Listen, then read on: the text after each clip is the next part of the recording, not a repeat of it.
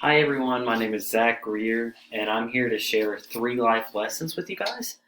So, the first life lesson that I would give to someone would be to be themselves. So, throughout life, you may think some people are cool and you may try to fit in with them. I'm here to tell you, you don't have to.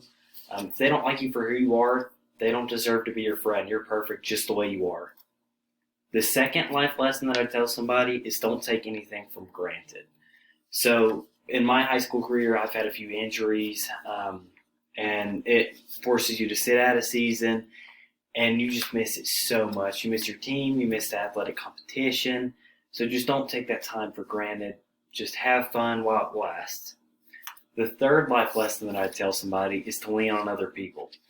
So there's always going to be some dark days. I'm here to tell you, you don't have to do it by yourself. Lean on others, on your friends, on your family. They're there to help you, and they will. Thank you so much for your time. I hope you have a wonderful day.